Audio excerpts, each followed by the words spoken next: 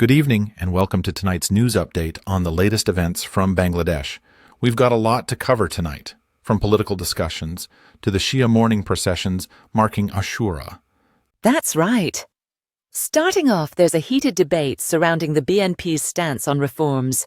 It seems a group is pushing the narrative that BNP is anti-reform. What's your take on this? Well, BNP's Secretary General, Mirza Fakhrul, has addressed this issue quite clearly. He insists that while the party supports reforms, they do not agree with undermining the elected government. He mentioned that they've already made concessions on issues like the Prime Minister's term and Article 70. Interesting. But do you think this reform process is moving in the right direction? With political leaders from various parties expressing concerns, it feels like there's a lot of resistance. Definitely. The delay in reforms is causing a lot of frustration. BNP has agreed to most of the proposals from the reform commissions, but they remain cautious about changes that could weaken the government's power. The pushback is really about protecting the state's democratic structure. It's a tough balancing act, isn't it? Meanwhile, there's also been a significant push from other groups like the NCP, warning of resistance if fundamental reforms are blocked. What do you make of these marches and their message? The NCP's July march seems to be about galvanizing the masses. Nahid Islam, the party convener, emphasized the importance of fulfilling the martyrs' aspirations from the July coup.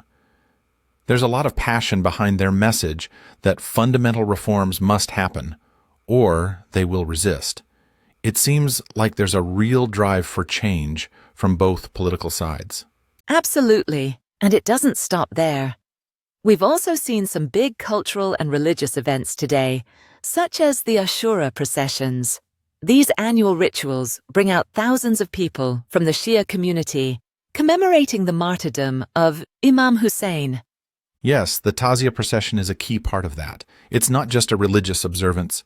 It also carries a deep message of resistance against oppression. In Dhaka, despite the heavy rain, people took to the streets to remember Imam Hussein's sacrifice in Karbala. It's a reminder of the importance of standing up for what's right. Speaking of challenges, the dengue outbreak is getting worse. There are now over 12,000 cases reported, and experts are warning that if no effective measures are taken soon, the situation could spiral out of control in the coming months. It's concerning, especially in areas like Barisal and Dhaka, where hospitals are overwhelmed. Health experts are advising people to be vigilant and take precautions, but it seems like a more structured response from the government is needed. I agree. On a lighter note, there's also some exciting news in sports. Bangladesh's women's football team has made history by qualifying for the Asia Cup for the first time.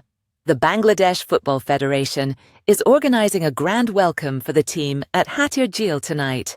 That's a fantastic achievement. It's great to see such a positive event amidst all the heavy news.